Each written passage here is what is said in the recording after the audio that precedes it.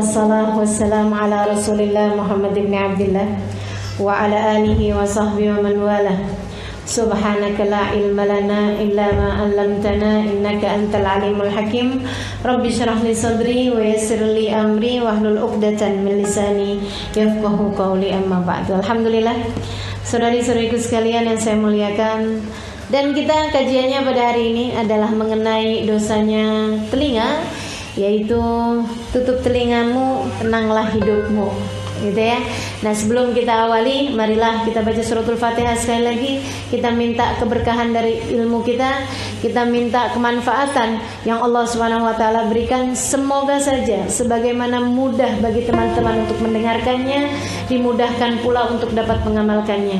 Sebagaimana mudah-mudahan Allah mudahkan bagi saya untuk menyampaikannya, Allah mudahkan pula bagi saya untuk dapat mengamalkannya dalam kehidupan. Dan mudah-mudahan sebagaimana kita semuanya dihadirkan pada hari ini untuk mendengarkan kajian ini, semoga saja di hari akhirat nanti kita dikumpulkan dengan baginda Nabi besar Muhammad sallallahu alaihi wasallam, dimasukkan ke dalam surganya. Amin ya rabbal alamin. Al-Fatihah biniyatin nafa' wal intifa' wal mudzakarah wat tadhkir ibtigha' mardatih wa qurbih wa thawabi wa husnil khatimah ma'al lutfi wal afiyah wa salahil aqibah wa ila hadratin Nabi Muhammad sallallahu alaihi wa ala alihi wa sahbihi wasallam. Al-Fatihah. Ar-Rahmanir-Rahim, Maliki yaumiddin. Iyyaka na'budu wa iyyaka nasta'in. Ihdinas siratal mustaqim, siratal ladzina an'amta 'alaihim ghairil maghdubi 'alaihim waladdallin. Amin. Saudariku sekalian yang saya muliakan, Allah Subhanahu wa taala berfirman dalam Al-Qur'an, "Innas sam'a wal basara wal fuada kullu ulaika kana anhu mas'ula." Innas sam'a, sesungguhnya pendengaran, wal basar, dan penglihatan, wal fuad, dan juga perasa, yaitu hati, kullu ulaika kana anhu mas'ula, semua dari perkara-perkara tersebut akan ditanya oleh Allah Subhanahu wa taala. Kau pergunakan untuk apa saja waktu hidupmu di dunia? Mata, telinga, hati, lisan, tangan, kaki, semua anggota tubuh kita akan datang waktunya dimintai pertanggungjawaban oleh Allah Subhanahu wa taala. Kalau kita nggak mulai dari sejak sekarang lebih menjaga terhadap anggota tubuh kita, mau mulainya dari kapan?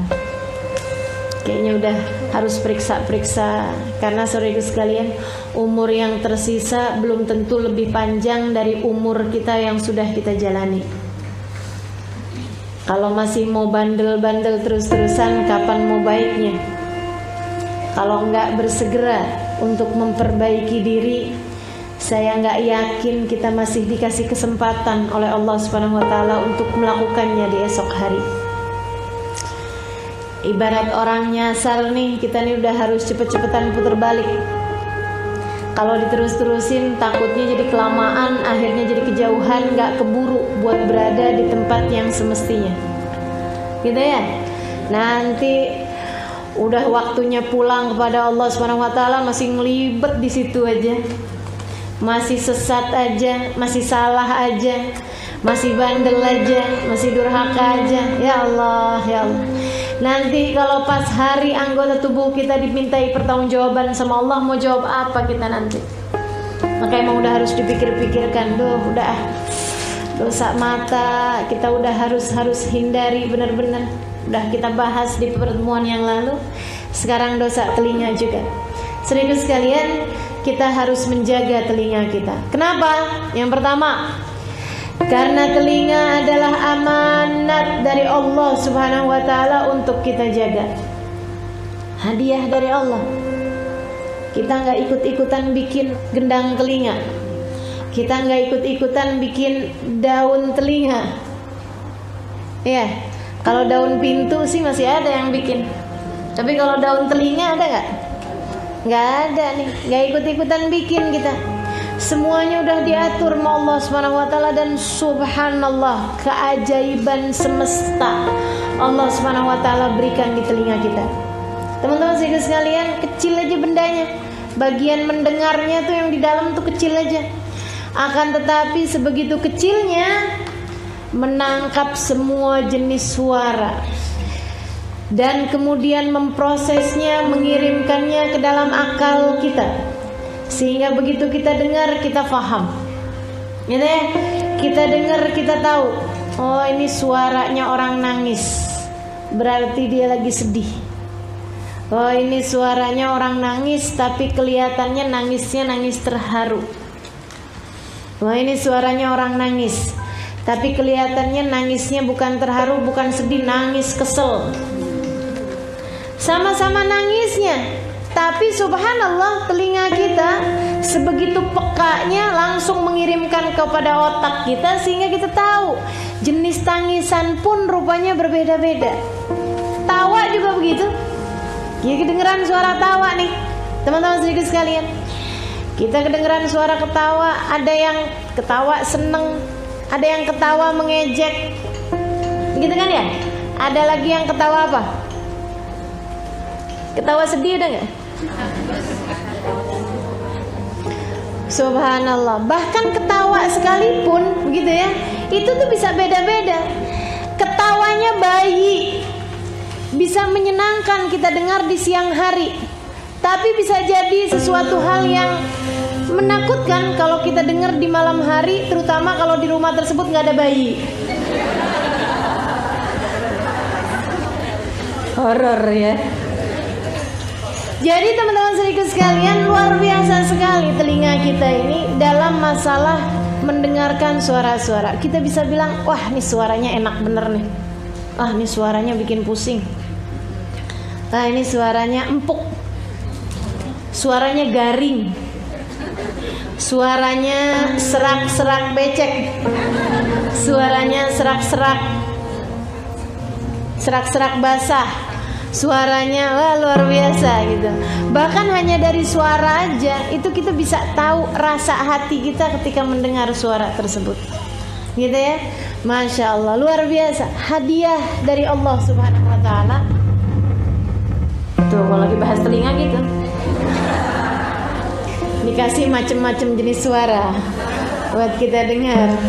Teman-teman sedikit sekalian, hadiah dari Allah Subhanahu Wa Taala, karenanya mesti kita pakai sesuai dengan maunya Allah. Allah Subhanahu Wa Taala menginginkan dengan telinga kita mendengar apa, mesti kita pakai. Kayak yang kemarin kita contohkan, kalau ada orang tua kita ngasih kita sendal, suami kita ngasih kita sepatu, ceritanya hadiah dari dia. Ini tahun baruan nih, saya pengen ngasih kamu hadiah. Kita buka sepatu. Bagus bang, sepatunya sini bang, saya pukul bang, abang. Kita buka sepatu kita, pak, pada suami kita. Gimana tuh? Itu sejelek-jeleknya kedurhakaan, gitu kan ya? Nyakitin, dipukul, lebih nyakitin lagi kalau dipukulnya pakai benda yang kita hadiahkan darinya. Saudaraku sekalian yang saya muliakan, nah ini kita kalau kemudian pakai telinga dari Allah Subhanahu Wa Taala, kita pakai buat maksiat kepada Allah Subhanahu Wa Taala, kan nggak pantas bener. Telinganya dari Allah, dipakainya buat maksiat kepada Allah Subhanahu Wa Taala. Kata Allah, lah dari saya kok dipakainya buat bermaksiat dan berdurhaka kepada saya, kata Allah. Ini kalau saya ambil lagi gimana telinganya? Mendadak tuli. Ya Allah, ya Allah. Ibu-ibu sekalian, padahal yang namanya telinga nih ya, kebaikan-kebaikan banyak kan kita dapat dari telinga. Kita hadir majelis kayak gini, saya sering sekali sampaikan kepada panitia, pokoknya makanan kurang gak apa-apa, tempat sempit-sempitan gak apa-apa, yang penting suara harus sampai. Kenapa? Sebab kebaikannya itu didapat dari telinga, kayak gitu ya. Kalau misalnya orang hadir sambil lapar nggak dapat makanan, masih bisa dengar, walaupun kurang konsentrasi, tapi masih tetap bisa dengar gitu. Akan tetapi kalau udah suara mic-nya nggak nyampe, itu udah masalah. Langsung jadi gelisah, lapar berasa, kan gitu ya. Panas berasa, kepengen ngobrol berasa. Langsung jadi iseng gitu, langsung tanya-tanya karena nggak kedengeran. Nah itu. Jadi teman-teman saudaraku sekalian, nih telinga nih, sumber segala kebaikan sebenarnya. Kita bisa pakai alat ini untuk mendengarkan segala kebaikan. Makanya mesti kita pakai sesuai dengan apa yang Allah Subhanahu wa taala inginkan. Kita jaga telinga kita sebab ianya adalah amanat dari Allah Subhanahu wa taala untuk kita sekalian. Kita harus pakai sesuai dengan sang pemberi amanat. Kita harus pakai sesuai dengan sang pemberi hadiah berupa telinga ini, yaitu Allah Subhanahu wa ta'ala. Yang kedua, kenapa kita bisa jaga telinga kita? Karena saudaraku sekalian, telinga itu pintu terbuka menuju hati. Yang di dalam hati kita nih terpengaruh sama apa yang kita lihat dan juga apa yang kita dengar. Pintunya hati ini cuma dua doang, mata sama telinga. Kemarin kita udah bahas betapa sangat berpengaruhnya apa yang dilihat kepada apa yang ada dalam hati. Maka demikian pula dengan telinga kita juga begitu. Jadi sekalian, apa yang kita dengar bakalan ngaruh kepada hati kita, bakalan ngaruh kepada hati kita. Makanya pandai-pandailah mendengar yang baik-baik, dan pandai-pandailah pula menyaring untuk apa yang disisakan di hati dan apa yang harus dibuang keluar dari hati kita. Kan begitu ya? Mau saudaraku sekalian, dengar yang gak enak jangan disimpan di hati. Dengar kata-kata yang kotor-kotor jangan disimpan di hati. Dengar kalimat-kalimat yang tidak menyenangkan jangan disimpan di hati. Kenapa? Karena hati adalah hal terindah yang Allah karuniakan dalam diri kita. Ngapain gitu simpen yang jelek-jelek di dalamnya? Nah, ini pintu pembuka masuknya sesuatu ke dalam hati adalah telinga. Makanya mesti pinter-pinter jagain telinga.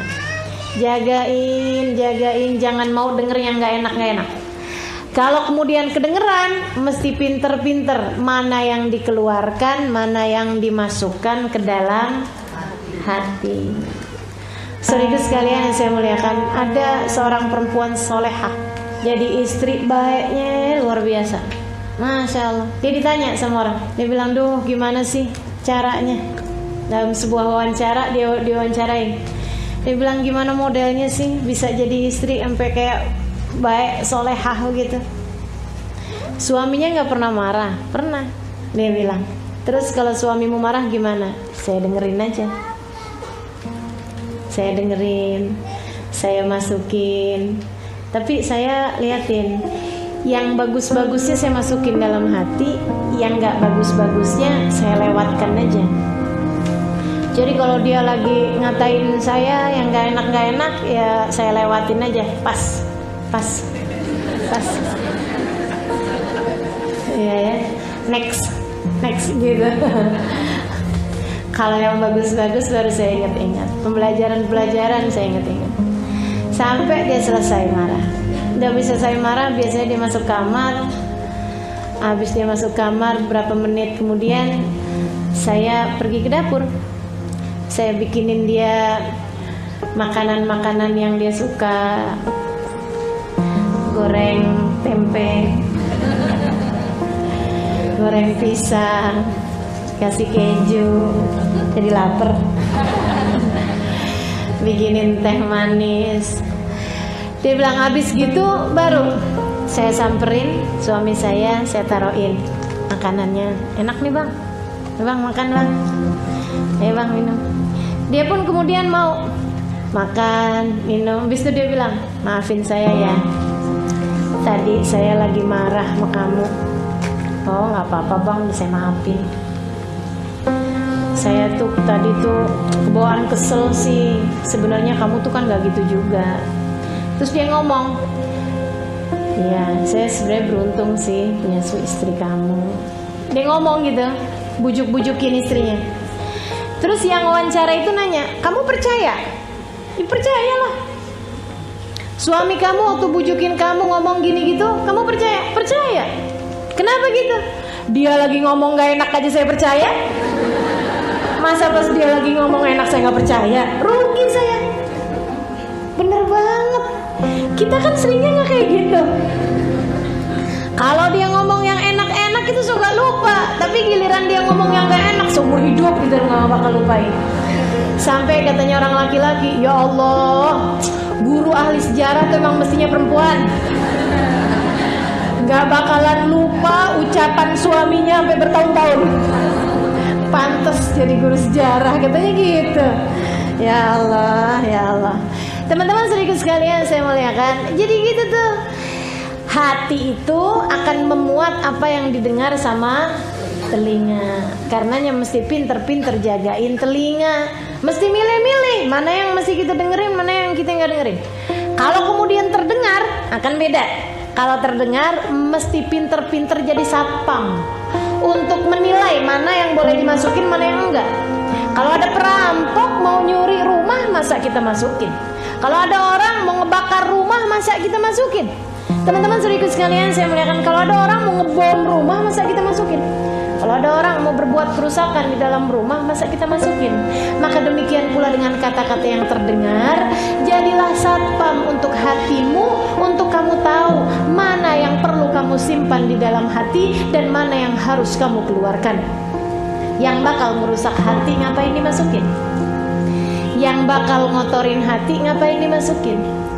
Yang bakal bikin hati patah, apalagi dibom, hancur hatinya, ngapain dimasukin ke dalam hati? Teman-teman saudara sekalian, selebihnya masukkan segala kebaikan-kebaikan dalam hatimu. Masukkan segala sifat-sifat baik dalam hatimu. Yang kiranya kalau Allah lihat, malaikat lihat hati kita, ya Allah, iman ada, takwa ada, khauf ada, roja ada, sabar ada, syukur ada, tawadu ada, ikhlas ada. Kan senang bener. Pas dikorek-korek diliatin hasud ada apa enggak? Enggak ada. Pas dilihat ada iri apa enggak? Enggak ada. Pas dilihat ada ujub apa enggak? Enggak ada juga. Sombong-sombong ada enggak? Enggak ada juga. Masya Allah. Allah ketika melihat hati kita begitu bersihnya, Allah kemudian berkenan untuk ada di dalamnya, sehingga para kekasih-kekasih Allah SWT adalah orang-orang yang di dalam hatinya terdapat Allah Subhanahu, ditaruhin rahmatnya, ditaruhin karunia-Nya. Sehingga katanya Rumi, Jalaluddin Ar-Rumi, beliau mengatakan, jangan kau kira masjid-masjid adalah bangunan-bangunan yang kau lihat di kampungmu itu, yang di atasnya terdapat bulan sabit dengan bintang. Bukan, dia bilang, masjid yang sesungguhnya adalah hati para kekasih-kekasihnya. Di sanalah Allah berada. Hatinya para kekasih-kekasih Allah, di sanalah Allah berada.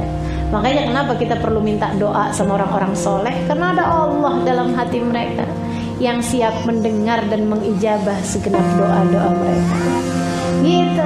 Teman-teman sekalian, hati yang paling penting, makanya mesti jagain. Gimana cara jagainnya? Jaga mata, jaga telinga. Kemudian pinter-pinter nyaring yang mana yang harus dimasukkan dan mana yang harus jauh-jauh kita buang dari dalam hati kita. Insya Allah.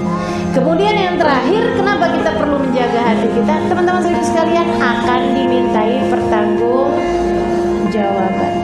Segenap doa-doa, dosa-dosanya bakal ditanyain. Kenapa kamu hari itu mendengarkan ini? Kenapa kamu hari itu mendengarkan itu?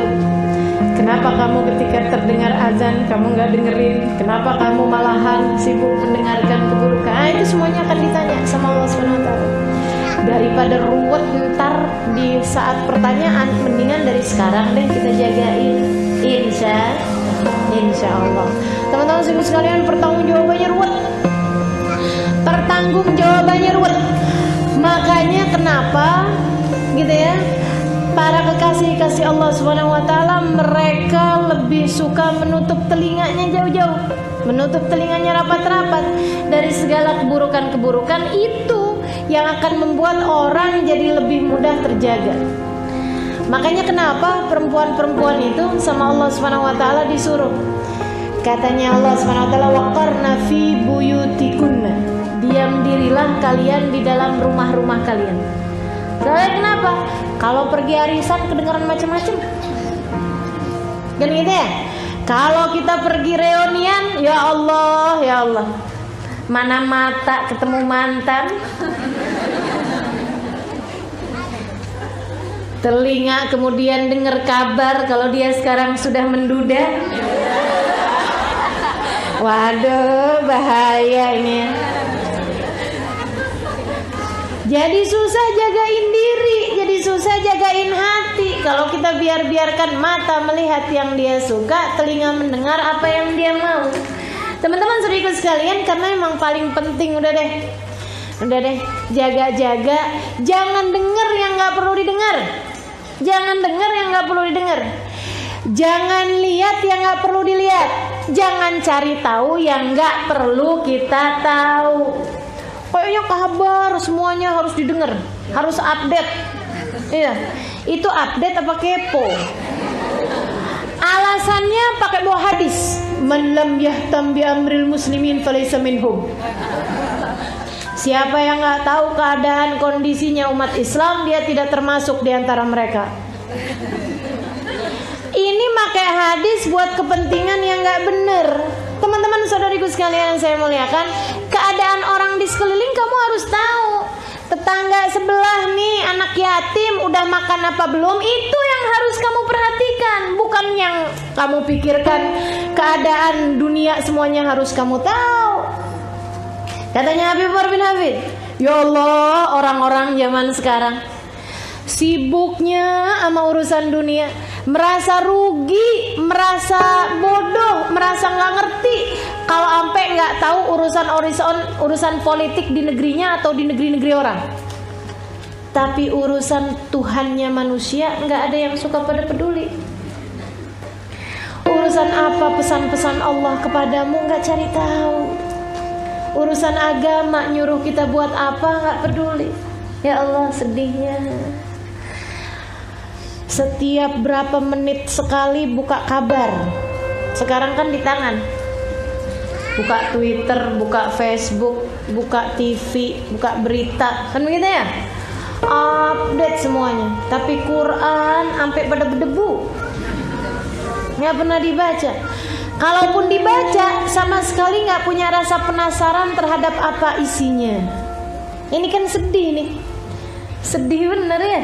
Ya Allah, teman-teman sekalian, mudah-mudahan Allah jaga seluruh anggota tubuh kita. Amin ya Rabbal Alamin. Pertanggungjawabannya bukan ringan di mata Allah. Karenanya mesti kita jaga benar-benar telinga kita agar mendengar sesuatu yang baik, insya yang di dalam hati terpengaruh sama apa yang didengar. Makanya Bu, pernah ada satu cerita, ada orang di kampung bikin lomba naik apa tuh namanya, panjat pinang. Kabarnya sekarang haram hukumnya ya. MUI mengeluarkan fatwa hukumnya haram panjat pinang. Karena katanya MUI yang benar bukan dipanjat baru dipinang, tapi dipinang baru dipanjat. Oke lah. Receh ya saya ya. Teman-teman saya ikut sekalian, saya udah serius-serius katanya. Dikirain beneran gitu ya. Teman-teman saya ikut sekalian, di satu tempat ada orang bikin acara panjat pinang. Wah, tinggi bener dibikinnya, 50 meter. Sampai tinggi lah pokoknya gitu kan. Teman-teman saya ikut sekalian, oh nggak ada yang berhasil. Padahal di atas tuh dikasih hadiah pergi umroh. Misal semuanya nih pada nggak berhasil. Saudaraku sekalian, di saat mereka lagi udah pada mau nyampe nih, udah kurang berapa ini lagi, ada orang yang di bawahnya tuh ngomongnya kayak begini, nggak bakalan sampai gitu. Di iniin, dikomporin, kayak nggak bakalan berhasil gitu. Akhirnya nggak ada yang berhasil. Ada seseorang yang kemudian ketika dibilang bakalan sampai, kamu nggak bakalan sampai, dia naik terus aja sampai nyampe ke ujung, dia yang dapat hadiah. Wah, girang dia. Begitu turun, orang-orang heran gitu. Kenapa kok kamu tuh padahal udah digitu-gituin sama orang-orang tapi tetap aja gitu? Oh, emang orang-orang lagi gituin saya ya? Saya kan budak.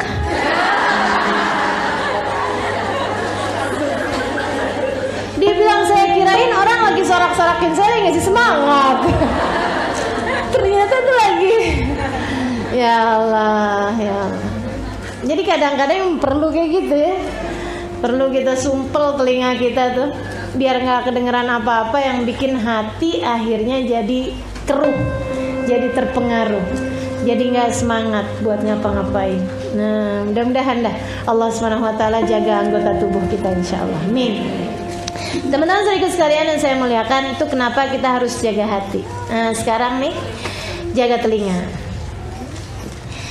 Sekarang kita mau bahas apa aja sih dosanya telinga. Coba kepikir, dosanya telinga apa aja? Yang pertama, dosanya telinga mendengarkan gosip. Dengerin gosip.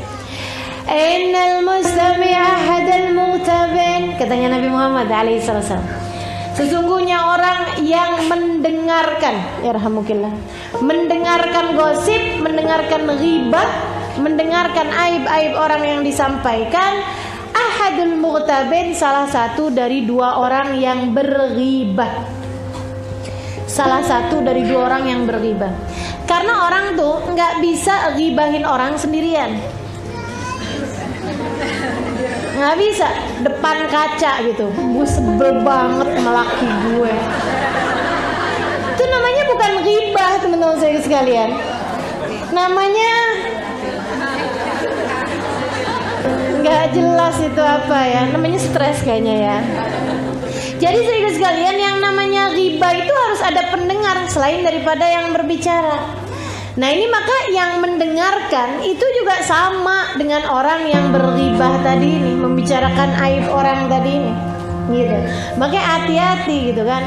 Saya nggak ikut-ikutan kok ngomongin orang, ya tapi kamu dengerin. Mendengarkan berbeda dengan terdengar. Nah kalau terdengar nih, kita lagi lewat kedengeran.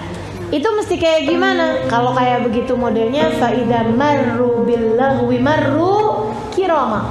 Kata Allah SWT, kamu kalau mendengar lewat, kemudian kamu mendengarkan ada orang-orang yang sedang melakukan perkara yang laghu, perkara yang nggak perlu, perkara yang nggak ada pentingnya, perkara yang sama sekali tidak mendekatkanmu kepada Allah, tidak memberi apa-apa kepentingan dari urusan dunia ataupun urusan akhirat, marru kirama, lewatlah dalam keadaan mulia. Nggak usah ikut-ikutan cari tahu apaan. Ulang boleh gak ulang? Nah, gitu ya. Ya Allah, nggak usah. Emang tuh nambahin. Ya Allah, ya Allah. Hati-hati teman-teman saya sekalian. Itu bisa ikutan ahadul mughtabin, salah satu dari dua orang yang berghibah. Dan ghibah tuh urusannya bukan perkara yang kecil. Allah sampaikan di dalam Al-Quran gitu ya, fala yaghtab ba'dukum ba'dha ayuhibbu ahadukum an ya'kula lahma akhihi maitan fakarihtum. Sama katanya Allah, orang berghibah itu kayak orang yang makan bangkai daging saudaranya sendiri. Ngeri amat.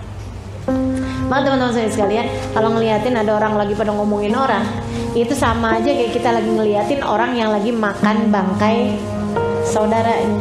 Mau ikutan apa nggak kira-kira? Nggak deh, gitu kan? Kayak gitu aja. Ya tapi jangan menunjukkan rasa jijik gimana gitu. Kalian lagi pada ngomongin orang ya? Gimana? Udah kenyang? Udah kenyang?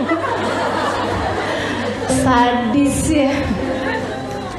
Ya Allah. Sini dong duduk barengan sama kita. Sorry ya.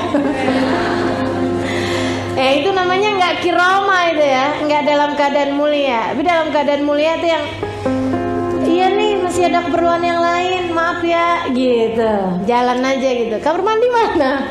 Gitu kan? Atau apalah segala macam cara untuk membuat kita menghindar dari keadaan yang seperti itu. Gitu teman-teman sekalian, hati-hati sama ghibah. Jangan sampai kita masuk alhamdulillah nggak dengerin ghibah, alhamdulillah nggak ghibah, tapi kemudian kita menjadi orang yang mendengarkan ghibah sehingga kita pun termasuk di antara dosanya orang yang berghibah tersebut. Gitu, mendengarkan gosip. Mendengarkan gosip di TV gimana Ustaz? Sama aja. Makanya ibu-ibu nih, terutamanya yang tidak berkegiatan gitu ya, maksudnya nggak kerja, nggak apa gitu kan, di rumah gitu. Ibu-ibu saudaraku sekalian, saya sarankan jangan suka pada ngedengerin infotainment. Emang semua infotainment ghibah? Nggak semua, tapi banyak yang ghibah. Kalau beritanya itu berita-berita yang baik sih nggak masuk ghibah ya. si ini kawin sama si ini, nah itu nggak ghibah. Akan tetapi kalau beritanya perceraian, si istri ngejelekin suaminya, suami ngejelekin istrinya, abis-abisan, waduh, belum lagi pertengkaran antara artis ini sama artis itu, gitu ya, belum lagi kita ngata-ngatain dia, begini begitu segala macam, aduh, itu termasuknya ghibah, mana susah lagi minta maafnya.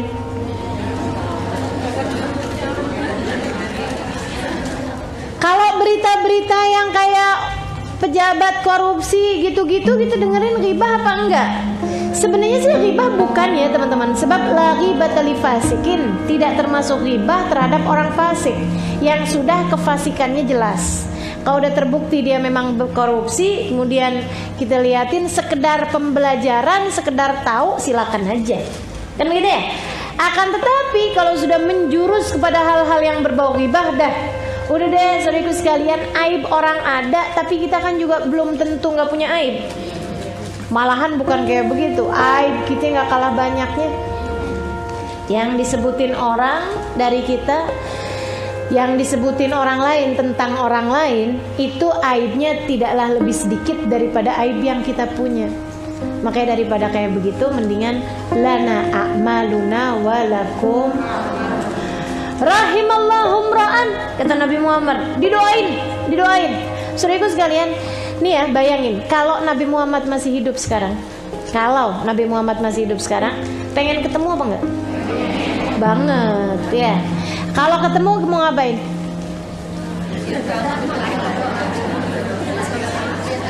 Saya tahu kalau ketemu mau ngapain? Minta doa. Bener apa enggak? Kalau ketemu kita mau minta doa sama Nabi atau ngajak selfie. Aduh, ini ya orang-orang zaman sekarang nih, ketemu sama siapapun ngajak selfie. Saya bisa ngebayangin, untung Nabi Muhammad udah nggak ada nih. Nabi Muhammad ada nih, ya Allah. Rasul sebentar, cek. Nggak asik banget kita caranya memperlakukan ulama-ulama kita ya.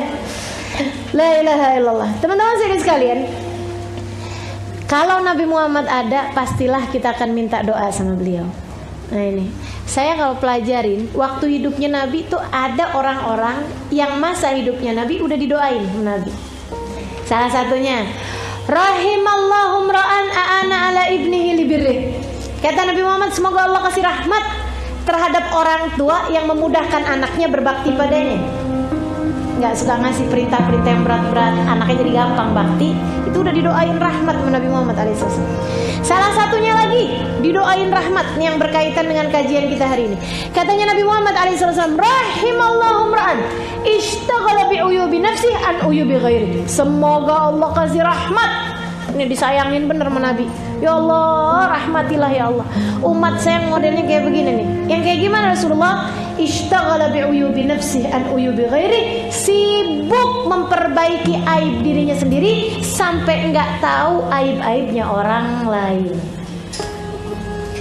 Dia enggak cukup mendengarkan, dia enggak cukup cari tahu tentang aib-aibnya orang lain karena merasa aib dirinya masih begitu banyak. Karena aib dirinya lah yang paling penting untuk dia dengarkan, untuk dia cari tahu, dan dia berusaha untuk memperbaikinya. Maka saudara sekalian saya muliakan, hati-hati sama ghibah, hati-hati sama mendengarkan orang berghibah. Mudah-mudahan Allah jaga kita semua. Amin. Ya Rabbal Alamin. Ada seorang perempuan soleha, terjaga benar-benar. Bapaknya soleh, salah satu dari wali min auliyaillah. Satu hari si anak perempuannya bilang, "Mbak, izin dong Mbak, mau ngapain? Mau hadir kondangan, ketemu sama teman-teman, ngeliat-liatin orang di kampung. Kok kayak saya nggak pernah hadir gitu." Kata abahnya, "Duh nak, nggak aman. Nanti kamu tuh akan mendengarkan orang ghibah, akan ngomongin orang akhirnya." "Oh enggak Pak, nggak ada, insya Allah. Abah tahu kan, saya juga emang orang berusaha buat hati-hati. Coba aja gitu, coba." Kata abahnya, "Coba nak, kamu nggak pengen ngomong apa-apa? Enggak, saya mau rapi, jagain mulut. Coba kamu minum air, kamu taruh air dalam mulut kamu, ayah mau doa.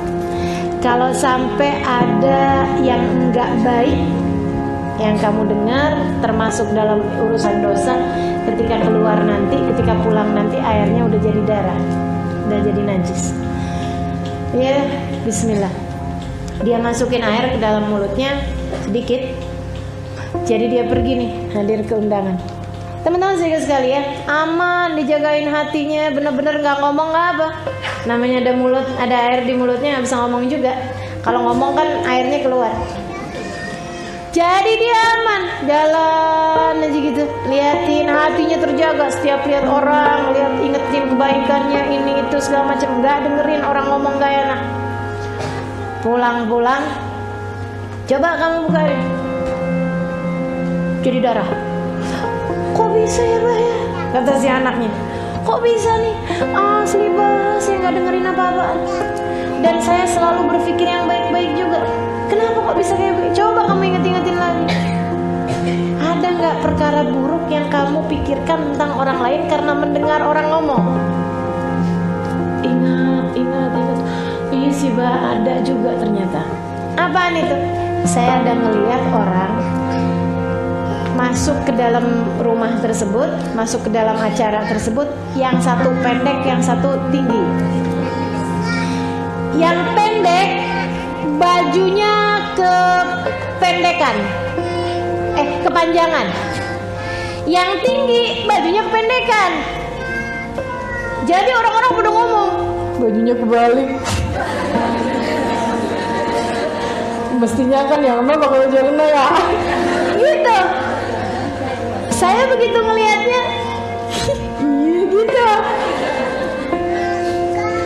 Segitu doang, teman-teman sekalian. Ya Allah. Itu kalau orangnya denger kira-kira seneng apa sedih? Sedih. Itu aja tuh, udah termasuk diantara dosanya telinga. Gimana dengan kita nih? Kalau keluar udah gak aman aja. Jangankan keluar, di dalam rumah pun gak aman. Ya Allah, emang mesti bener-bener minta sama Allah buat dijagain telinga kita. Mesti pinter-pinter jaganya. Ya, jadi itu. Yang pertama, dosanya telinga adalah mendengarkan gosip. Kemudian dosanya yang kedua. Nah nih, saudara sekalian, mendengarkan musik-musik atau lagu-lagu yang mendatangkan kepada fitnah. Nggak semua lagu, nggak semua musik nggak boleh didengerin atau nggak bagus didengerin. Nggak apa-apa. Tadi tuh ada musiknya, ya kan ya?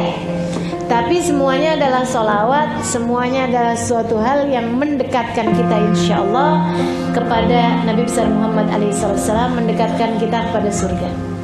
Terus yang model kayak gimana? Tuh yang orang-orang pada dengerin tuh lagu-lagu yang artinya mengarah kepada fitnah, mengarah kepada khana, mengarah kepada perzinaan.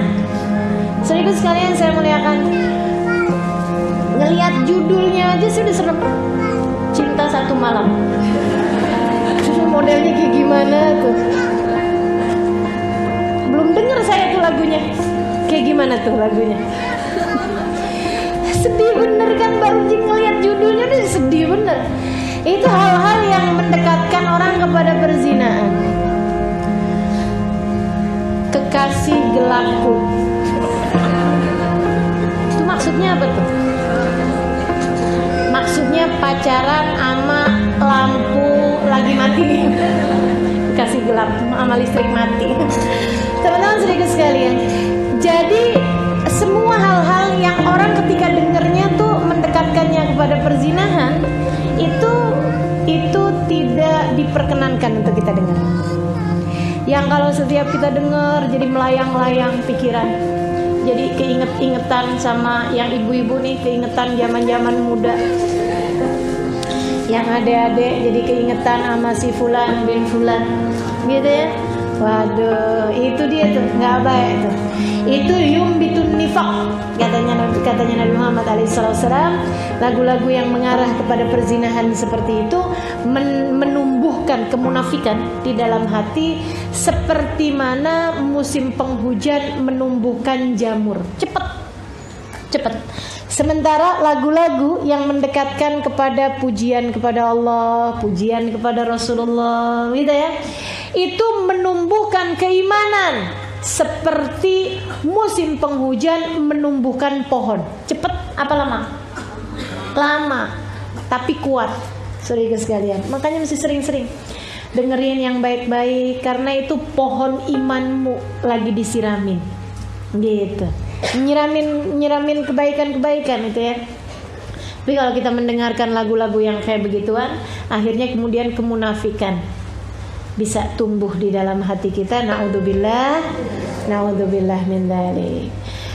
Karenanya saya tuh kayak lebih setuju, lebih suka gitu ya, orang sekalian dengerin lagu-lagu yang dia nggak ngerti sekalian artinya, karena pakai bahasa Inggris, bahasa Prancis, bahasa apa gitu. Mendingan daripada mendengarkan lagu-lagu nih anak-anak kita nih, daripada mendengarkan lagu-lagu berbahasa Indonesia yang dia paham tapi artinya nggak benar, gitu. Lebih bagus lagi mendengarkan lagu yang berbahasa Indonesia yang artinya bagus, kan gitu ya. Itu yang artinya bagus-bagus kan masih banyak. Lagu-lagu yang religius misalnya, atau lagu-lagu yang gak religius kan juga, yang tentang ayah ada, yang tentang ibu ada, gitu ya, yang tentang hal-hal kebaikan-kebaikan untuk tidak berputus asa kan banyak juga gitu. Jadi kita mesti selektif, pinter-pinter.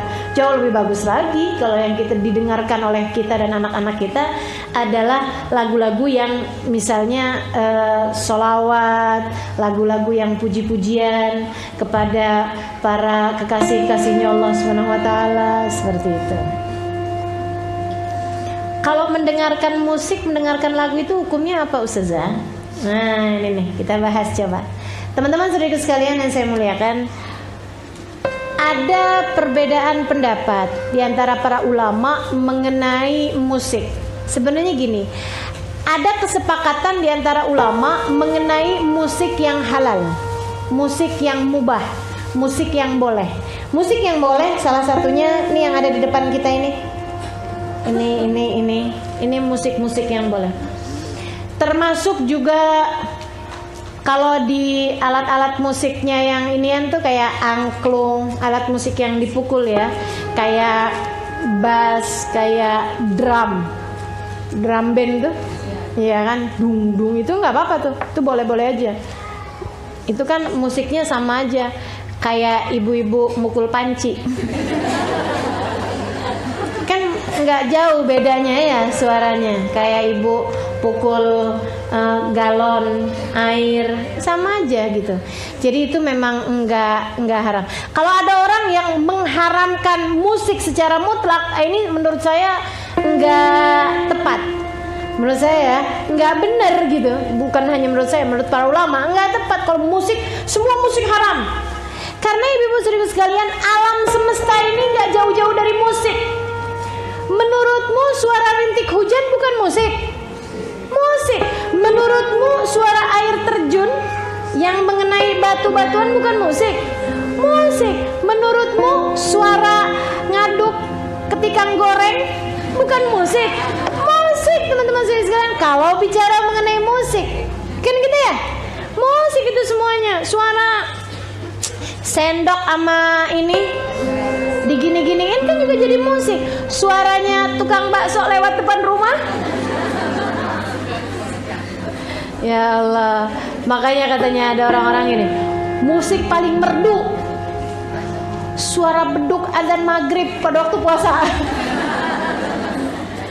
Bener. Maka saudara sekalian, alam semesta nih nggak sepi-sepi dari musik. Bahkan suara anak kita nangis juga pakai irama, iya nggak? Makanya kalau anak nangis, nak iramanya yang bagusan dikit apa? Coba ganti kunci. Ya Allah, ganti nada. Maka teman-teman sekalian, alam semesta nih nggak sepi dari irama. Semuanya pakai irama. Orang ngomong pun pakai irama kok. Makanya katanya Nabi Muhammad alaihi salatu wassalam, zayyinu aswatakum zayyinul Quran bi aswatikum. Hias-hiasilah Al-Quran dengan suara kalian. Lagu-laguin Al-Quran, ghannul Quran, katanya Nabi Muhammad alaihi salatu wassalam. Lagu-laguin, iramain Al-Quran. Disuruh sama Allah SWT. Irama musik itu selalu ada dalam kehidupan kita, nggak mungkin enggak. Makanya secara naluri anak-anak tuh baru lahir aja udah demen sama musik, udah demen sama lagu, udah demen sama irama. Cuman masalahnya gitu ya, ada pada beberapa alat musik yang diharamkan. Makanya saya sampaikan nih, ada beberapa alat musik ittifaq ulama dengan kehalalannya, seperti yang tadi saya sebutkan. Ada juga sebagian ulama yang mengharamkan beberapa alat musik, gitar, kemudian lagi biola, kemudian lagi piano. Nah itu diharamkan oleh sebahagian ulama. Sebagian yang lain, dan ini yang saya lebih cenderung kepada jawaban ini, teman-teman sekalian, karena jawaban ini yang diambil oleh para guru-guru kami, guru-guru saya, gitu ya. Mereka mengatakan bahwa musik itu seperti gelas. Musik seperti gelas. Saudariku sekalian yang saya muliakan, musik seperti pisau, musik seperti semua alat-alat lainnya. Makanya namanya alat musik. Bukan musiknya, tapi alat musik. Alat musik itu sama aja dengan gelas yang merupakan alat minum. Sama halnya dengan piring yang merupakan alat makan. Sama halnya dengan pisau yang merupakan alat dapur. Teman-teman saudaraku sekalian yang saya muliakan, tergantung dipakainya buat apa. Kalau yang dituangkan kopi halal, kalau yang dituangkan bir jadi haram. Kan begitu tuh. Sama-sama gelasnya gitu. Sama halnya dengan gitar, piano. Kita bicara yang haram ya, bukan yang halal. Kalau yang halal tadi sudah saya sampaikan, itu halal, mau dipakai apa aja juga halal gitu kan. Terus kalau kemudian yang dipakai yang di alat-alat musik yang haram ini tadi gitu kan, yang sebagian mengatakannya haram, itu menurut mereka ada para ulama yang mengatakan bahwa tergantung dipakainya buat apa gitu.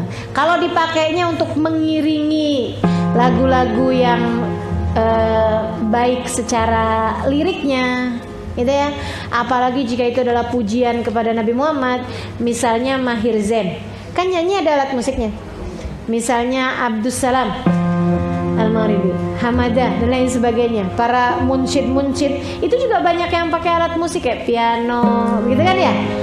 Di kita juga ada beberapa penyanyi-penyanyi religi yang artinya bagus-bagus gitu, yang bisa mengingatkan orang, menyadarkan orang. Nah ini teman-teman saudaraku sekalian, kalau kemudian dipakainya si gelas tadi ini kayak begitu, ya hukumnya malah justru jadi bagus. Kalau itu bawa keindahan sehingga orang lebih mau mendengarkan, orang lebih senang bersolawat, kan gitu ya, nggak apa-apa. Tapi begitu diisinya khamr, itu tadi, kalau lagu-lagu itu kemudian dipakai untuk mengiringi musik-musik tersebut dipakai untuk mengiringi lagu-lagu yang gak benar, lagu yang mendekatkan kepada fitnah, lagu yang mendekatkan kepada perzinahan, maka itu hukumnya adalah haram. Sama halnya dengan gelas tadi diisi khamr gitu ya, diisi minuman keras.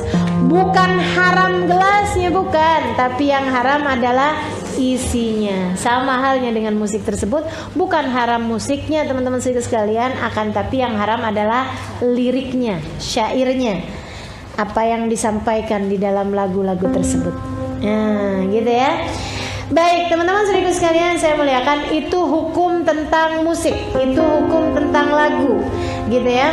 Kemudian yang diharamkan juga, kita mesti pinter-pinter jagain dosanya telinga. Yang pertama tadi mendengarkan ghibah, yang kedua mendengarkan musik-musik atau lagu-lagu yang mengarah kepada perzinahan, kepada syahwat, kepada fitnah. Kemudian yang ketiganya mendengarkan sesuatu yang mendekatkan kepada perzinahan walaupun bukan musik. Dan ini mulai nih ya, ada banyak modelnya zaman-zaman sekarang. Makanya mesti dihati-hatiin, terutama buat ibu-ibu nih yang pada punya anak-anak remaja, mesti dijauh-jauhkan dari hal-hal yang berbau-bau pornografi. Itu bisa merusak otak. Kabarnya kerusakan yang ditimbulkan lebih besar daripada kerusakannya otak disebabkan karena narkoba. Gitu. Kayak phone sex yang begitu-begitu loh. Maksudnya kayak dengerin suaranya. Kalau buat laki-laki itu saya nggak paham ya. Tapi kalau buat perempuan mah kayak yang nggak terlalu ngaruh gitu. Buat laki-laki biasanya, gitu kan. Ada kayak gitu-gitulah, mendengarkan suara perempuan yang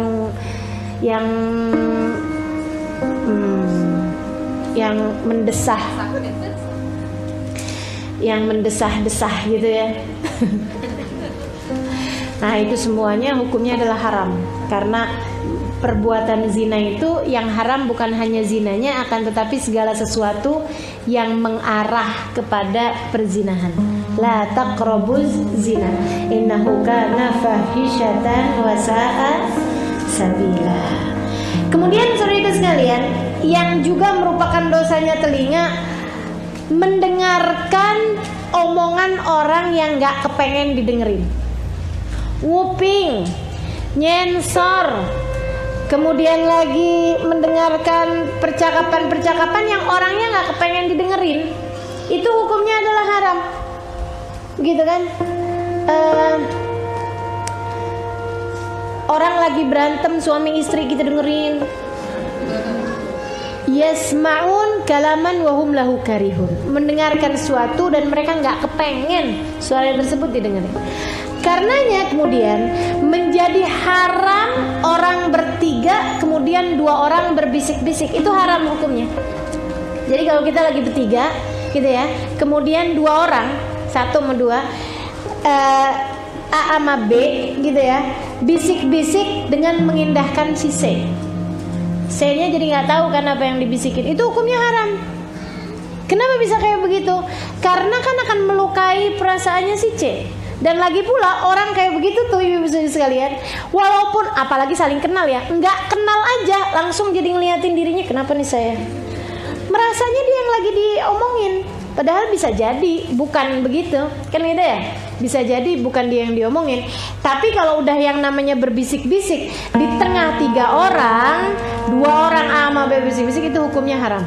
Karena melakukan sesuatu hal yang membuat si yang ketiganya menjadi tersakiti. Termasuk juga diantaranya adalah kalau ada orang lagi ngomong sesuatu yang nggak kepengen didengar, kita jangan coba-coba untuk cari tahu, cari dengar gitu ya. Apaan nih? Kira-kira ngomong apa sih? Ya Allah, nguping itu nggak bagus. Itu termasuk dari dosa-dosanya telinga. Dosanya telinga yang berikutnya, saudara sekalian, tidak mendengarkan azan. Jadi kita kalau lagi ada azan, itu kita bisa dengerin. Hukumnya wajib untuk mendengar azan dan menjawabnya. Kalau kedengeran azan, dengan beberapa persyaratan. Satu, syaratnya azannya live, azannya secara langsung. Jadi kalau azannya itu suaranya di handphone, itu kan memang udah tersimpan, bukan live kan. Nah itu nggak wajib dijawab, nggak wajib didengerin, gitu ya. Apalagi kalau dia pasang di handphonenya itu suara azan sebagai ringtone. Tiap denger, bukannya diangkat teleponnya malah didengerin azannya. Kelakuannya. Allahu Akbar, Allahu Akbar. Marhaban bil qailatan. Tiap denger azan bukannya dijawab teleponnya, malahan dijawab azannya karena suara panggilannya azan. Jadi teman-teman sekalian, suara azan itu wajib didengarkan, satu kalau dia adalah live secara langsung. Kemudian yang kedua, memang waktunya azan. Walaupun suaranya live secara langsung memang ada orang azannya, nggak wajib didengarkan.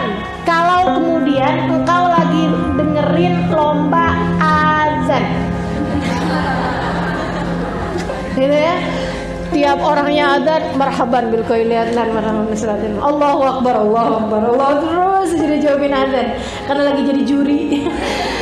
Ya enggak tuh. Jadi yang sesuai dengan waktunya. Satu, live. Kedua, sesuai dengan waktunya. Yang ketiga, suara adzan yang terdekat. Jadi kalau walaupun live tapi suara adzannya itu jauh, atau suara adzannya itu beruntun. Banyak kan ya, kadang saya, apalagi kalau dekat rumah kita dengan musola, dengan masjid, suara adzan satu kedengeran, itu nggak semuanya wajib kita jawabin. Akan tetapi kita wajib mendengarkan yang terdekat. Kalau sama-sama dekatnya, sama-sama jelasnya, kita wajib menjawab hanya yang pertama. Jelas ya? Jadi kalau suara adzan berturut-turut, yang wajib kita dengarkan hanyalah yang pertama. Kalau kemudian jelas suara adzan yang pertama. Kalau suara adzan yang pertama nggak jelas, maka yang wajib didengarkan adalah yang paling jelas atau yang paling dekat dengan tempat kita. Seperti itu.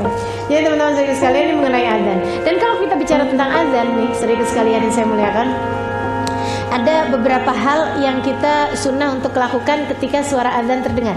Pertama, ketika dengar suara adzan, Allahu Akbar, kita disunnahkan untuk mengatakan marhaban bil qaili adlan, marhaban bis salati ahlan wa marhaban.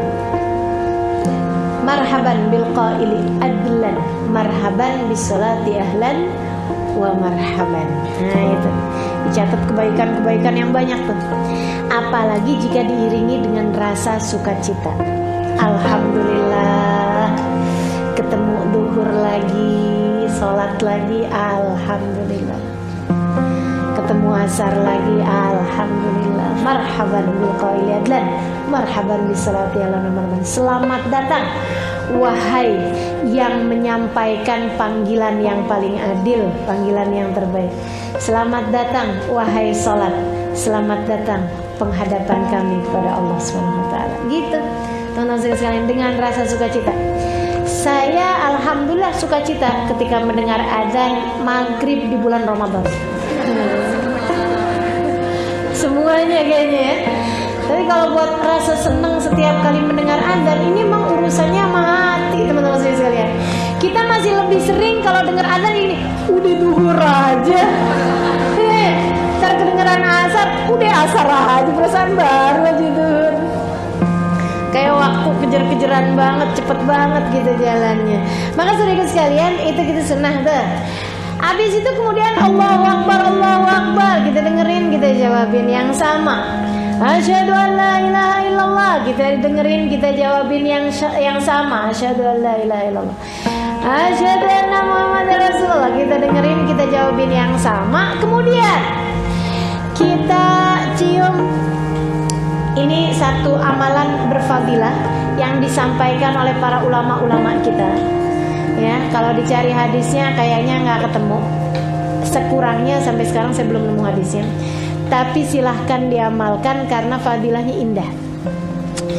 Siapa yang waktu kedengaran azan asyhadu anna Muhammadar Rasulullah, dia cium dua jarinya seraya mengatakan marhaban bi habibi wa qurrat aini Muhammad sallallahu alaihi wasallam, kemudian mengusapkan di dua matanya, insya Allah seumur hidupnya nggak akan kena kebutaan, nggak akan buta dan nggak akan menjauhkannya dari sakit mata.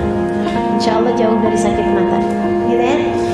Jadi yang lagi pada sakit-sakit mata, yang harus pakai kacamata, gitu ya, atau yang ngerasa takut nih jangan-jangan ntar buta nih, udah baru umur segini aja udah kacamatanya tebal bener. Nah coba tuh diamalkan itu, setiap kali dengar asyhadu anna Muhammadar Rasulullah, kita cium dua jari kita, dua jempol kita, jempol tangan ya, jempol tangan sendiri ya. Ntar jempol tangan orang lagi kita cium, sambil bilang marhaban bi habibi wa qurrat aini Muhammad sallallahu alaihi wasallam. Kemudian kita usapkan di kedua mata kita, kemudian lakukan yang seperti itu 3 kali berturut-turut. Kebayang nggak? Kebayang ya? Jadi begitu, asyhadu anna Muhammadar Rasulullah, marhaban bi habibi wa qurrat aini Muhammad sallallahu alaihi wasallam, marhaban bi habibi wa qurrat aini Muhammad sallallahu alaihi wasallam, marhaban bi habibi wa qurrat aini Muhammad sallallahu alaihi wasallam. Nah itu. Kenapa bisa ada kayak begitu? Nah ini disebutkan, ada sejarahnya teman-teman. Dulu tuh Nabi Allah Adam alaihissalam ketika ditinggalkan di surga, yang pertama kali Allah ciptakan kan sebenarnya di antara para nabi-nabi secara rohnya, secara cahayanya bukan Nabi Adam, akan tetapi Nabi kita Muhammad sallallahu alaihi wasallam. Katanya Jabir bin Abdullah, ya Rasulullah, bi abi wa ummi akhbirni an awwali syai'in khalaqahu Allah qabla al-asya. Qala ya Jabir, inna Allah khalaqa qabla al-asya nura nabiyyika Muhammadin sallallahu alaihi wasallam min nuri. Katanya sahabat Jabir bin Abdullah, "Duh Rasul, saya mau nanya dong nih. Menurut saya penting bener nih, saya pengen tahu apa yang pertama kali Allah ciptakan sebelum segala sesuatu."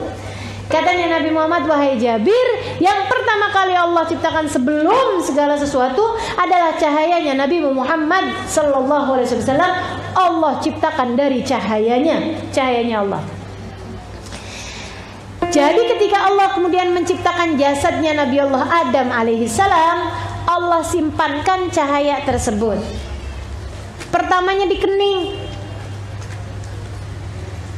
Nabi Adam heran aja, kenapa nih semua orang ngeliatin kening dia gitu? Kenapa sih Allah, kan belum ada kaca ya? Kenapa semua orang ngeliatin kening saya? Karena ada cahayanya Muhammad, aku simpankan di keningmu. Ya Allah, pindahin apa? Gak enak nih saya. Katanya Allah SWT, oke, baik, dipindahin. Dipindahin kemana? Teman-teman saudaraku sekalian, dipindahin kedua jari. Dua jarinya Nabi Adam, dua jempolnya Nabi Adam, jempol tangan. Nabi Adam senang liatin. Ini apa ya Allah? Cahayanya Nabi Muhammad yang kau minta pindahin dari dahi ke jempol. Wah, Masya Allah. Marhaban bi habibi qurrat aini Muhammad sallallahu alaihi wasallam. Gitu katanya Nabi Adam alaihissalam. Gitu ya. Makanya kemudian ada amaliyah seperti itu. Yang kemudian saya nggak mau ngamalin, nggak ada hadisnya, nggak apa-apa juga. Gak ada masalah. Tapi yang mau ngamalin kan gak apa-apa juga. Masalah buat lo kan enggak ya. Seharusnya gak jadi masalah. Ya mau ngamalin ya biarin. Kata-katanya bagus juga kok. Kan gitu. Jadi teman-teman saya sekalian seperti itu. Sampai kemudian Nabi Adam memilih untuk, ya Allah kayaknya gak enak juga ya ini di tangan nih. Pindahin akhirnya kemudian ke sulbinya Nabi Adam alaihissalam. Teman-teman saudara sekalian yang saya muliakan, itu mengenai azan. Nanti kalau sampai di hayya 'alas shalah, hayya 'alal falah, kita jawabin dengan mengatakan la haula wala quwata.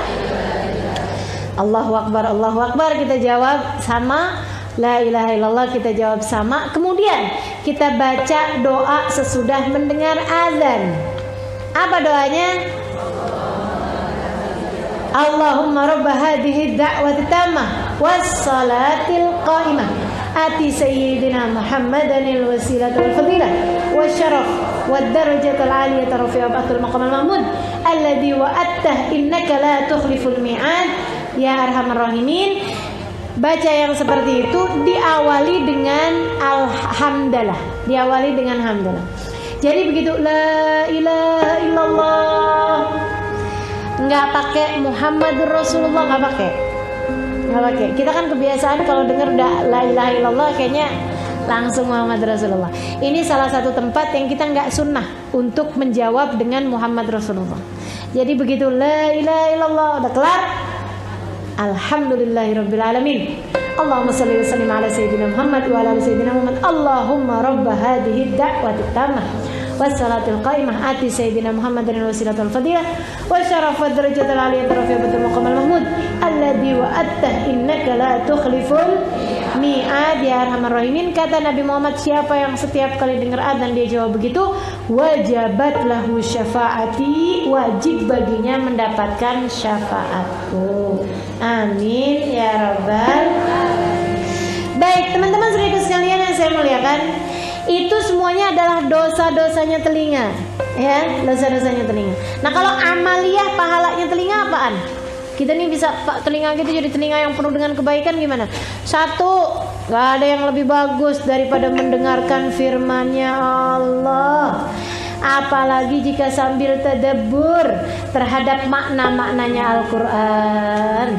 Makanya mesti sering-sering dengerin ayat Al-Quran dibacakan, baik oleh orang lain ataupun oleh diri sendiri. Artinya kita mesti sering-sering dengerin Quran. Makanya kalau baca Quran tuh, daripada baca dalam hati, mendingan disuarakan. Terutamanya kalau nggak ada sesiapa di rumah kita, gitu ya. Kita bacanya mesti yang agak keluar suara. Atau kalau kita sedang bersama dengan orang-orang yang kita cintai juga silakan bersuara, yang sekiranya tidak membuat mereka merasa terganggu. Ini bahaya teman-teman sekalian. Setiap baca Quran kencengnya luar biasa. Orang tuh kalau ada yang baca Quran harus didengerin, itu masalahnya. Itu masalahnya. Kalau kemudian anak-anak kita jadi merasa kayak gini, mama nih ampun, kan saya kan mau nonton ini mah, saya gitu. Yang akhirnya mereka jadi meremehkan Al-Quran yang kita baca, itu kan akhirnya jadi dosa. Daripada jadi bikin dosa, mendingan kalau kita baca Al-Quran yang rame-rame orang, lebih baik kita bacanya pelan-pelan aja. Atau kita menyingkir dari kerumunan orang sehingga kita bisa membacanya dengan bersuara. Karena membaca Al-Quran dengan bersuara itu lebih bagus daripada membaca Al-Quran tanpa suara. Dan karena memang teman-teman seribu sekalian yang saya muliakan, kenapa kita kalau membaca Al-Quran sunnahnya bersuara? Faham maksudnya bersuara? Kan bisa aja saya baca Al-Quran kayak gini, gitu, boleh aja gitu ya. Atau boleh juga Bismillahirrahmanirrahim, Alhamdulillahirrabbilalamin, Arrahmanirrahim. Itu namanya bersuara. Nah itu sunnah walaupun kita sendirian, apalagi ketika bersama dengan orang-orang yang kita sayangi. Sunnah untuk membaca Al-Quran tuh keluar suaranya, agar kitanya sendiri mendengar suara Al-Quran yang kita baca, sehingga telinga kita mengerjakan ketaatan kepada Allah Subhanahu wa taala berupa mendengarkan Al-Qur'an. Yang kata Allah Subhanahu wa taala, "Idza quri'al Qur'an fastami'u lahu wa ansitu la'allakum turhamun." Apabila kalian dibacakan Al-Qur'an, maka kalian dengarkan dengan seksama dan diamlah, la'allakum turhamun, maka kalian akan dirahmati oleh Allah Subhanahu wa taala. Gitu. Jadi dengerin Al-Quran baik ketika sedang dibacakan oleh orang lain ataupun sedang dibacakan oleh diri sendiri. Itu adalah merupakan salah satu dari amalan-amalan yang paling bagus dilakukan oleh telinga kita. Yang lain, dengerin kayak yang teman-teman sedang kerjain. Ya, dengerin mudzakarah, dengerin peringatan-peringatan, dengerin nasihat-nasihat agama, dengerin pelajaran-pelajaran ketika sedang disampaikan. Itu semuanya merupakan makanan-makanan buat hati kita. Itu tuh kayak lagi makan nih teman-teman, kayak gini nih. Sekarang nih lagi dengerin, yang dengerin ya, yang saya ditinggal tidur lain lagi. Yang ngedengerin nih teman-teman sekalian, nih kayak lagi makan nih, lagi makan. Nih kayaknya sekarang udah mulai kelihatan kenyang nih. Gitu ya. Jadi saudara sekalian, itu makanan yang kayak beginian nih, ini cukup buat beberapa hari. Begitu katanya Abu Dzar Al-Ghifari alaihi ridwanallah. Tergantung dari mutunya, tergantung dari kualitasnya. Satu pembicaraan itu akan menjadi makanan buat hati-hati kita. Abu Dzar mengatakan, bahkan dengan bersumpah, katanya beliau, sungguh demi Allah, ala tara al-jasad idza muni'a min ta'amihi thalathata ayyam yamut wa mithluhu al-qalb idza muni'a min ta'amihi thalathata ayyam yamut. Tidakkah kalian lihat, bukankah badan apabila terhalang dari makanannya 3 hari dia akan mati? Demikian pula dengan hati, kalau 3 hari enggak dengar-dengar kebaikan apapun dia akan mati. 3 hari katanya Abu Dzar. Katanya ulama yang lain mengatakan 1 minggu. Makanya laki-laki wajib dengerin khutbah Jumat sekurangnya seminggu sekali untuk menjadi makanan buat hati mereka. Kita gimana? Kita ngaji. Alhamdulillah perempuan di Jakarta nggak terima seminggu sekali, tiap hari jalan majelis. Alhamdulillah, gitu ya. Yang nggak di Jakarta gimana? Alhamdulillah juga sekarang bisa mendengarkan dari berbagai macam media. Ini kajian kita hari ini juga didengarkan oleh teman-teman. Nah itu juga mudah-mudahan bisa menjadi makanan buat hati-hati para pendengarnya. Walaupun sih mereka secara pahala banyakan yang duduk di sini, tenang aja. Karena yang duduk di sini nggak mungkin mendengarkan kajian saya sambil nyetrika. Yang di Facebook nih sambil nyetrika, sambil masak, pahalanya beda ya. Maka teman-teman sekalian, mendengarkan mudzakarah itu luar biasa banget. Bahkan ada para ulama-ulama yang ketika menyampaikan sesuatu, makanannya nih yang disampaikan nih cukup buat seumur hidup. Luar biasa benar. Ada seorang ulama ditanya, ketika ditanya dia bilang Sayyidina Hatim al-Asam masalah ini ya. Ketika ditanya, "Oh, kau ini menjadi orang luar biasa kayak begini, gimana ceritanya Hatim? Emang dari kecil udah Masya Allah atau gimana nih?" Dia bilang enggak, akan tetapi bermanfaat bagi saya. Nafa'ani mau'ibatat Ibnu Semak. Dia bilang saya jadi kayak begini, jadi ahli ibadah, jadi orang yang memutuskan untuk meninggalkan dunia dan sibuk terhadap urusan akhirat karena bermanfaat bagi saya nasihatnya Ibnu Semak. Saya satu hari dengerin kajian dari Ibnu Semak, seorang ulama. Dia bilang Ibnu Semak mengatakan, "Man aqbal 'ala Allahi bi kulliyatihi aqbalallahu 'alaihi jumlah. Man a'rad 'anillahi bi kulliyatihi 'aradallahu anhu jumlah wa man kana sa'ah wa sa'ah kana Allahu lahu sa'ah wa sa'ah." Dia bilang siapa yang menghadapkan dirinya sepenuh hatinya kepada Allah, Allah pun menghadapkan seluruh rahmatnya kepada orang tersebut. Siapa yang berpaling dari Allah secara keseluruhan, Allah pun berpaling darinya secara keseluruhan. Dan siapa yang sesaat-sesaat, Allah pun baginya sesaat-sesaat.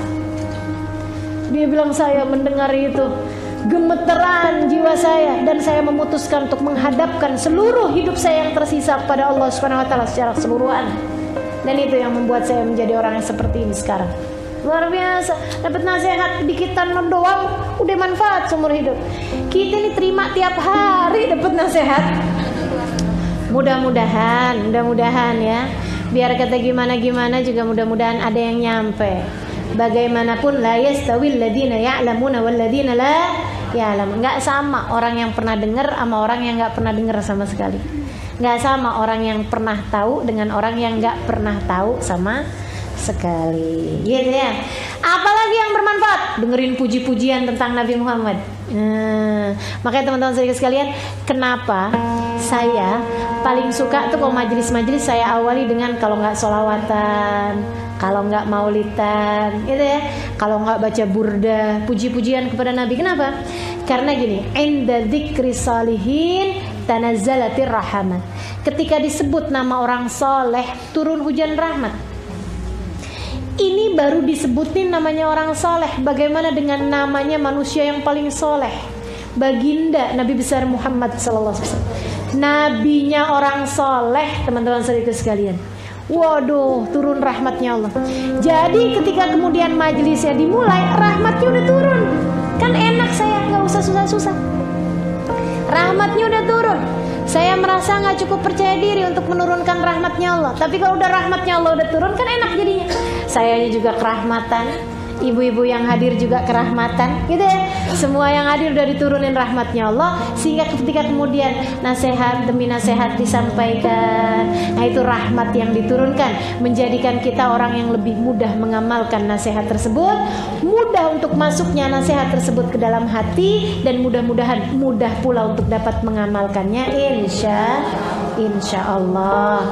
Saudariku sekalian yang saya muliakan, kemudian pakailah telingamu untuk banyak-banyak mendengarkan manusia, mendengarkan orang yang bukan haram tentu saja, mendengarkan yang perlu kau dengarkan dari keinginan orang tuamu, keinginan suamimu, keinginan anak-anakmu. Itu akan menjadikan telingamu telinga yang luar biasa. Alladzina yastami'una al-qawla fayattabi'una ahsana. Fabashshir ibad, kata Allah, berikan kabar gembira pada hamba-hambaku. Siapa mereka ya Allah? Yang senang mendengarkan kebaikan dan mengamalkan yang terbaik. Gitu. Jadi istri akan jadi istri yang paling disayang sama suaminya kalau dia pandai mendengarkan suaminya. Apa maksudnya pandai mendengarkan? Kalau dia ngomong didengerin, itu iya juga. Teman-teman sekalian, kalau kita setiap kali dia ngomong kita dengerinnya bukan cuma pakai telinga, tapi pakai hati. Lama-lama kita akan bisa mendengarkan bahkan yang nggak pakai disuarakan sama suami kita. Dia baru melirik doang kita udah paham. Apa yang dia mau tuh kita tahu gitu. Suami saya gitu, kalau ada tamu dia ngelirik saya sudah tahu, oh maksudnya sediain air. Gitu kan. Maka teman-teman saya sekalian, demikian pula dengan seorang ibu akan menjadi seorang ibu yang paling disayang sama anak-anaknya kalau dia pandai mendengarkan anak-anaknya. Bahkan yang nggak pakai disuarain, faham dia kenapa anaknya sedih, ngerti dia, udah nggak pakai ngomong, gitu ya. Lagi diajak jalan-jalan, anaknya ngelihat gerobak es krim, paham dia. Tahu langsung aja mau yang rasa apa nak, gitu. Masya Allah, ini orang yang kayak beginian bakalan paham. Dan ini kan menjadi media komunikasi yang paling bagus. Teman-teman sekalian, orang tuh dikatakan komunikasinya bagus bukan yang satu berbicara, yang satu mendengarkan, bukan. Lebih daripada itu, komunikasi yang terbaik adalah ketika seseorang bisa mendengarkan apa yang disampaikan oleh pasangannya, oleh mukhatabnya, gitu ya, orang-orang yang berhadapan dengan dia, meskipun tanpa dia harus mengucapkannya. Nah, itu udah komunikasinya paling bagus tuh yang kayak begitu. Caranya gimana? Selalulah bertanya apa yang orang lain inginkan dari dirimu, bukan bertanya apa yang bisa saya dapat dari orang lain. Memberi, gitu ya. Selalu aja gitu. Nanti lama-lama bisa tahu gitu. Jadi saya misalnya bisa paham gitu kan. Nih yang paling diperlukan sama jamaah kira-kira mendengarkan apa nih? Ini kayaknya pada ngantuk nih. Oh, kayaknya udah kepikiran sama mendung karena keingetan jemuran nih. Ada yang lagi mikir gimana cara pulangnya nih gitu. Mudah-mudahan udah bisa berhenti sebelum hujan turun nih. Gitu. Paham? Kenapa bisa begitu? Karena terbiasa mendengarkan, karena terbiasa bertanya pada diri sendiri apa yang orang lain inginkan untuk saya lakukan. Gitu ya. Dan insya Allah mudah-mudahan. Bahkan sore ibu sekalian, yang telinganya dijaga dari yang haram, yang selalu mendengarkan kebaikan-kebaikan, jadi telinga yang sudah disensor sama Allah SWT. Telinganya Sayyidina Umar bin Khattab, telinganya para kekasih-kasih Allah SWT. Saudariku sekalian yang saya muliakan, Sayyidina Umar, ada orang ceritanya beliau lagi jadi Amirul Mukminin, Umar bin Khattab. Ada orang mau ngadu, ada rakyat mau ngadu sama Sayyidina Umar. Ngadu, dikasih izin buat ngomong dia berapa menit gitu ya, 10-15 menit, habis itu keluar. Dia bilang, ih Umar bin Khattab ya keren bener. Kenapa emang? Saya jujur terhadap semua ucapan saya sama Sayyidina Umar bin Khattab, kecuali ucapan yang saya baru mau ngomong, dia kemudian bilang yang ini gak usah kamu omongin. Dia tahu kapan saya mau bohong. Telinganya udah luar biasa, dikaruniai oleh Allah Subhanahu wa taala telinga yang mampu membedakan mana yang benar, mana yang enggak benar.